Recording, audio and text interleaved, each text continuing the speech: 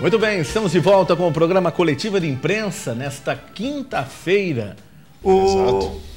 Crade, para quem está em casa, está lá estudando, é dedicado.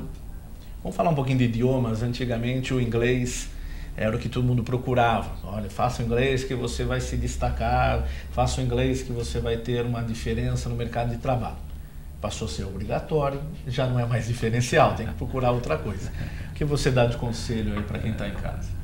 Olha, o primeiro reforçar, Antônio Carlos, que o inglês é muito forte ainda, mas como você disse, além do inglês, né? Mas nunca é demais lembrar a toda uma pleiade de jovens aí e de pessoas com uma idade não tão jovem, mas que são ainda trabalhadores dentro da organização, que não dominam o idioma inglês, de que não é preciso se trabalhar numa organização que vá utilizar necessariamente o inglês para que você vá e se desenvolva.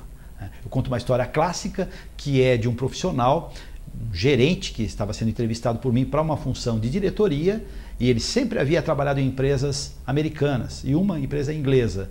E daí eu disse, bom, eu nem perguntei para você sobre o inglês, mas eu imagino que o inglês, ele estava praticamente aprovado. Naturalmente, seu inglês é fluente. Ele olhou e falou, Marcos, infelizmente não. Eu fui uma pessoa que não dei sorte. Nas empresas onde eu trabalhei, nenhuma delas bancava o curso de inglês.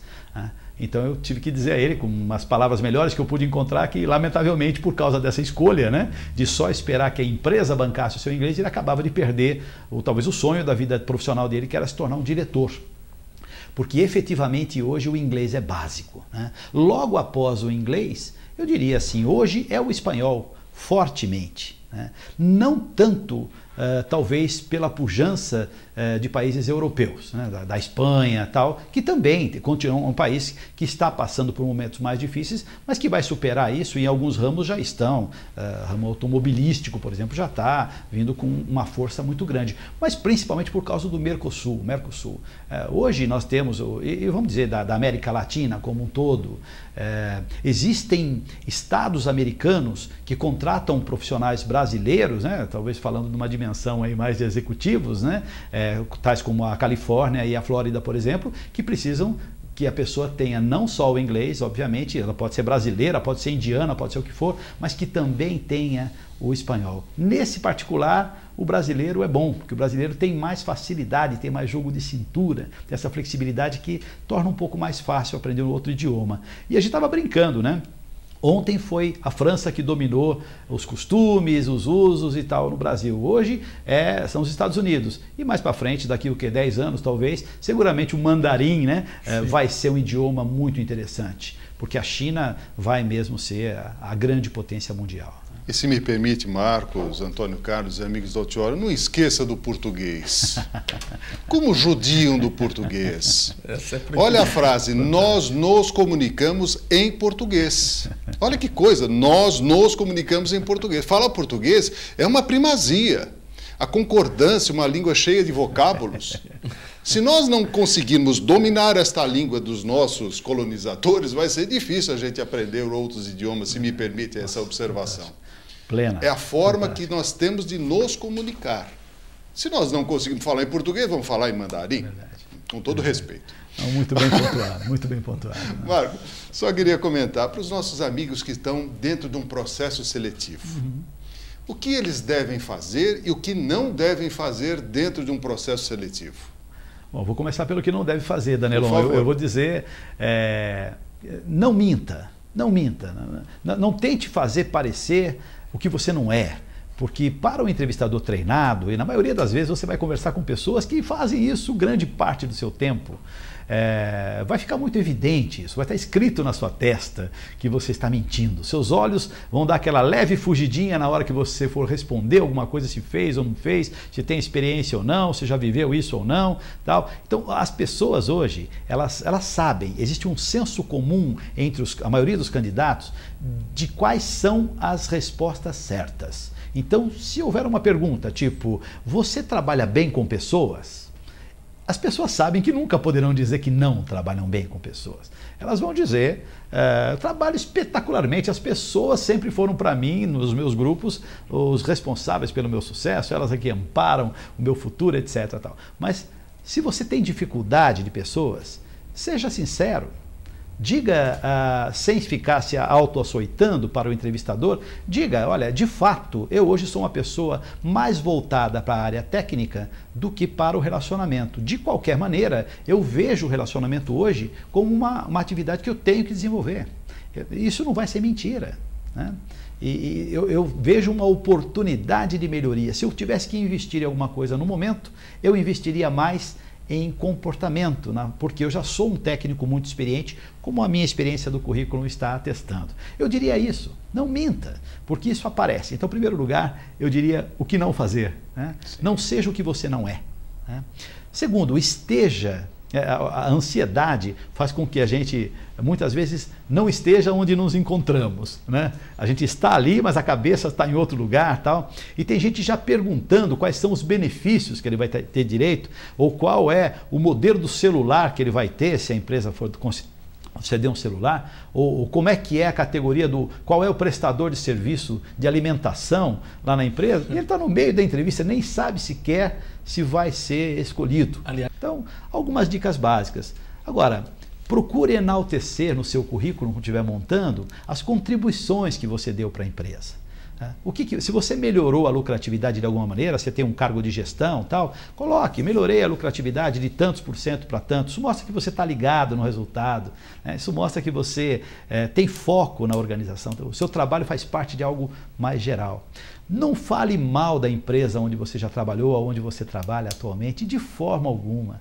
Não denigre a imagem da sua chefia, por pior que seja o seu relacionamento. Ninguém quer contratar alguém que só reclama da empresa. Ninguém quer, né? E toma cuidado, porque olha, tem gente que não adianta mudar de emprego ou de cidade, se ela levar ela mesma junto, né?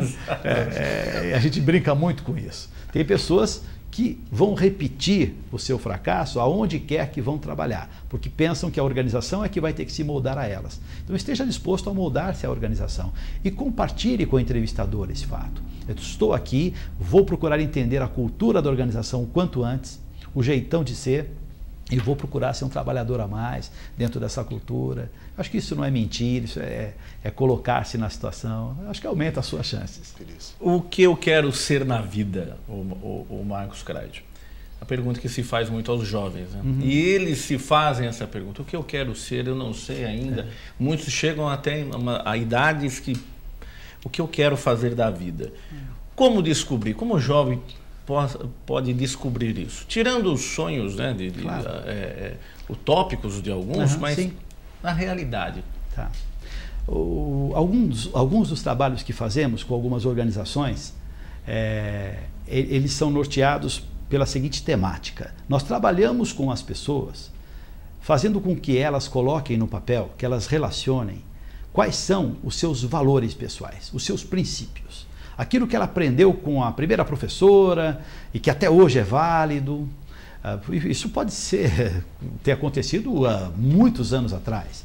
Aquilo que ela aprendeu com aquele tio que influenciou, aquele valor, pode ser a honestidade, pode ser o amor, pode ser a caridade, pode ser o profissionalismo, pode ser a persistência. Quais são os valores que essa pessoa tem? Então, eu diria assim, da mesma maneira, eu trabalharia com esses jovens pedindo a eles que elencassem, pegassem uma folha em branco, um caderno e tentassem buscar, fazer uma viagem interior e descobrir quais são os valores dos quais elas não abririam mão.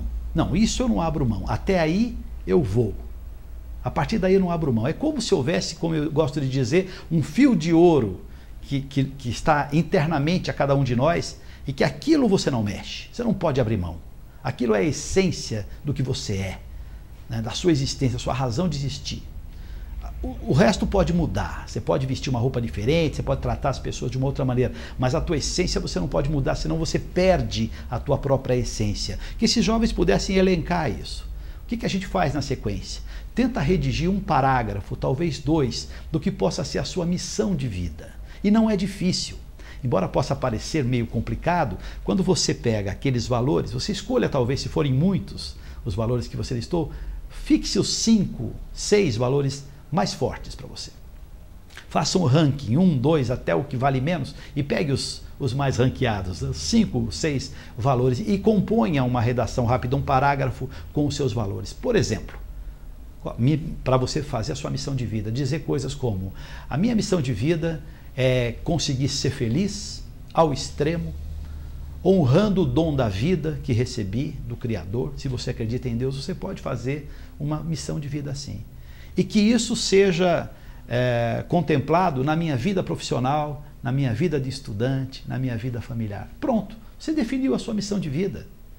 Alguns vão escrever diferente, muito mais bonito do que eu falei agora. E essa missão, embora a essência não mude, ela pode mudar. A missão em si você pode fazer pequenos ajustes. Imprima isso, ou se você escreveu à mão, coloca na tua agenda, coloca na frente do seu guarda-roupa, coloca ao lado do espelho para que você veja qual é a missão de vida que você tem. Essa passa a ser a sua essência. E quando você tiver que trabalhar horas extras e você estiver cansado, você não vai ter raiva do patrão, você não vai ter raiva da empresa, porque você vai ter entendido que isso é a sua missão de vida. Se trabalho faz parte do seu crescimento, por que desonrar o trabalho? Né? Por que ser infiel à organização, falar mal dela?